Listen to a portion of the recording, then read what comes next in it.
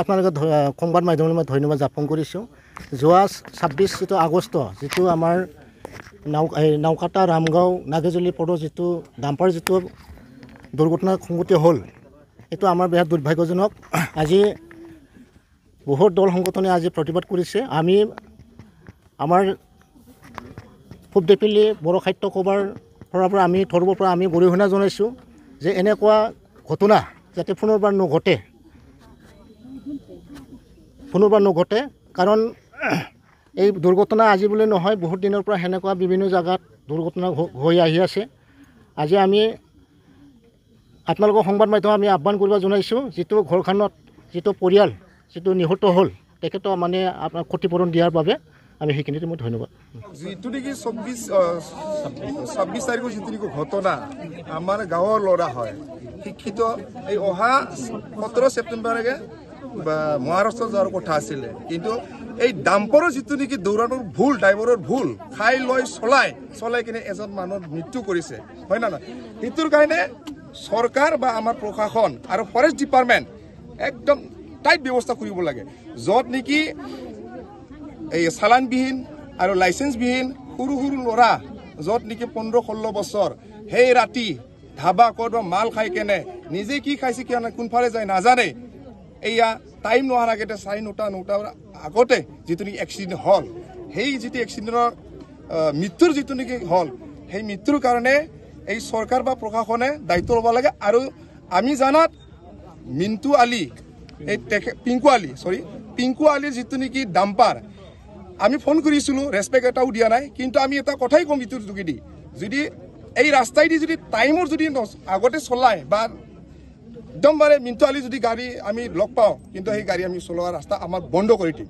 এইটো স্পষ্ট কথা, আমাৰ ৰাইজৰ কথা এইটো। কিন্তু প্ৰশাসনে আমাক যিহেতু ইঞ্চুৰেঞ্চ ভালকৈ দিয়া নাই এতিয়ালৈকে, সেইটোৰ কাৰণে মই কৈছোঁ যে এই টাইম নোহোৱাৰ আগতে মিণ্টু আলী বা পিংকু আলী যাৰে নহওক ডাম্পাৰ চলোৱা বন্ধ হ'ব লাগে টাইমৰ আগত। আৰু যিটো নেকি ৰাতিপুৱা স্কুলৰ টাইমত গাড়ী চলাই ডাম্পাৰৰ যি দৌৰাত্মক অৱস্থা, সেইখিনি ব্যৱস্থাটো প্ৰশাসন বা ফৰেষ্ট ডিপাৰ্টমেণ্টে কৰিব লাগে।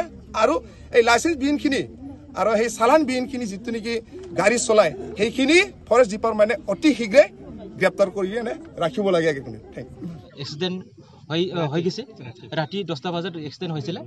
ৰাজীৱ বড়ো বুলি ওলোবাৰ এজন ল'ৰাই। ইয়াৰ এইটো লৈ আমি প্ৰতিবাদ কাৰ্যসূচী লৈছোঁ, কাৰণ আমাৰ ইয়াৰ অঞ্চলৰ বা আমাৰ এইটো বাঙালীপাৰা এইটো গুৱাহাটী ৰাস্তা, এই ৰাস্তাৰ ডাম্পাৰৰ যি তাণ্ডৱ, ডাম্পাৰৰ যি চলোৱা, তীব্ৰ গতিত গাড়ী চলোৱা, তাৰ বাবে আমাৰ বহুত এক্সিডেণ্ট হৈ আছে, বহুত মানুহৰ জীৱন হেৰুৱাব লগা হৈছে।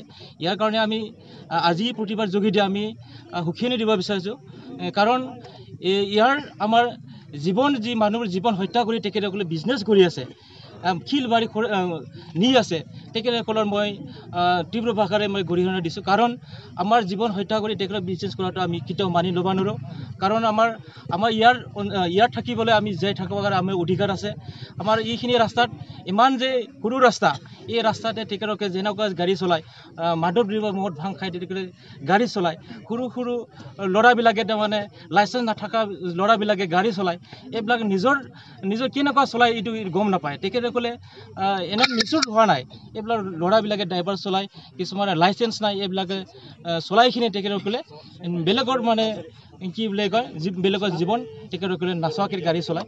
এইকাৰণে আমাৰ বাৰে এনেকুৱা মানে এক্সিডেণ্ট হৈ আছে, বাৰে আমাৰ স্কুলৰ যোৱা ল'ৰা ছোৱালী অসুবিধা পাই আছে, এনেকুৱা বহুত অসুবিধা হৈ আছে। কাৰণ এইটো কাৰণে আমি ক'ব বিচাৰোঁ, আজিৰ পৰা তেখেতসকলে দিনৰ গাড়ী চলা বন্ধ কৰিব লাগিব, আৰু ৰাতি 10টাৰ পিছত তেখেতসকলে চলাব লাগিব গাড়ী।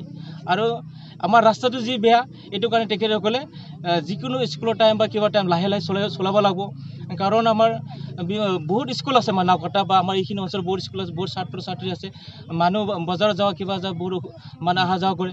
তেখেতসকলৰ যি ইমান ডাঙৰ ডাম্পাৰ, সৰু সুৰা বাইক, সৰু চাইকেল, কিবা কাৰ, এইবিলাক তলতে থাকে সিহঁতৰ লগত। কোনো মানে এহঁতৰ ওপৰত যাব নোৱাৰে, এহঁতৰ নমৰিয়ে, নমৰে এহঁতৰ কোনো জোৰ মানে বাইক কোনো চাইকেল চলা এইবিলাক মৰি যায়, এহঁতৰ ভয়ে নকৰে, কাৰণ এহঁতৰ বহুত গাড়ী ওপৰত থাকে, এইটো কাৰণে ভয় নকৰে। এইটো কাৰণে মই কৈছোঁ তেখেতলোকে ভালকৈ চলাওক, মানুহৰ জীৱনটো বেলেগৰ মানুহ জীৱনটো চাওক, নিজৰ থাকক বেলেগৰ থাকিব দিয়ক, এনেকুৱা হ'ব লাগিব, নহ'লেতো কেনেকুৱা হ'ব। এতিয়া আমি কৰিব এইটো আমাৰ দায় নহ'ব, কাৰণ এজন মানুহ হত্যা কৰা মানুহ মৰাৰ পিছত গাড়ী ভাঙাৰ তেখেতলোকে আপত্তি কৰিব নালাগিব কিন্তু, কাৰণ আমি এজন মানুহ হেৰাব লগা আছে, ধৰি লওক এজন মানুহ হেৰাব লগা হ'লে আমি গাড়ী ভাঙিবই, কিবা এটা আমি কৰিমেই, আমি এটা মানুহ মৰিলে। তেখেতলোকে মই কৈছোঁ আজিৰ পৰা তেখেতলোকে ভালকৈ চলাওক, আৰু বেলেগৰ হত্যা কৰি আমি বিজনেছ কৰাটো আমি আমাৰ নাওকটাৰ যি মাজমজিয়াত এই প্ৰতিবাদী কাৰ্যসূচী ৰূপায়ণ কৰা হৈছে, এই প্ৰতিবাদী কাৰ্যসূচীৰ এটাই কাৰণ, যোৱা সোমবাৰ 26 তাৰিখে যি ঘটনা সংঘটিত হৈছে, ডাম্পাৰৰ দৌৰাত্মৰ কাৰণে আমাৰ অতি কম বয়সীয়া বিকম কৰি থকা ল'ৰা এজনৰ মানে মৃত্যু হৈছে ডাম্পাৰৰ খুন্দাত। গতিকে এইটো এটা আমি ৰাইজে সহজভাৱে ল'ব পৰা নাই। আজি এই কাৰ্যসূচীত আমাৰ এই অঞ্চলৰ বিভিন্ন সংগঠন লগতে এই অঞ্চল লগা হোৱা নাই, যিসকলে আজি আহিছে অতিষ্ঠ হৈ গৈছে মানে ডাম্পাৰৰ দৌৰাত্মৰ কাৰণে। গতিকে ডাম্পাৰসমূহ নাকি লগাব লাগে, কাৰণ এই ডাম্পাৰসমূহ যিবিলাক ড্ৰাইভাৰে চলায়, এই ড্ৰাইভাৰবিলাক অতি কম বয়সীয়া ল'ৰা, তেওঁলোকৰ ড্ৰাইভিং লাইচেঞ্চ নাথাকে, আৰু কিছুমান এই ডাম্পাৰ চালকে মদ্যপান কৰি গাড়ী চলায়, তাৰ ফলত এনেধৰণৰ ঘটনা সংঘটিত হৈছে। আমাৰ এই অঞ্চলত এনেকুৱা ঘটনা এই নতুন নহয়, আগতেও হৈছিল, কিন্তু যিবিলাক বিভাগ আছে এই বিভাগবিলাক ব্যৰ্থ হৈছে।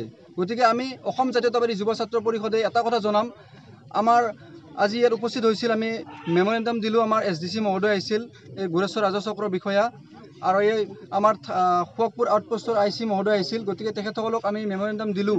আমি এটা বিচাৰিছোঁ, আমি চৰকাৰৰ পৰা বা বিভাগৰ পৰা আমাৰ এই অঞ্চলত যিটো ৰাস্তা আছে বাইহাটা চাৰিআলি ৰামগাঁও নাগ্ৰিজুলি পথ, এই বাইহাটা চাৰিআলি নাগ্ৰিজুলি পথটো টুলেনযুক্ত ৰাস্তা বনাব লাগে, কাৰণ এই ৰাস্তাত যিটো ঠেক, এই ঠেকৰ কাৰণে আমাৰ এনেকুৱা ঘটনা সংঘটিত হৈছে।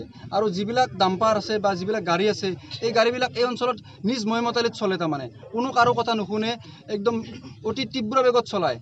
গতিকে এইবিলাক ৰোধ কৰিব লাগে।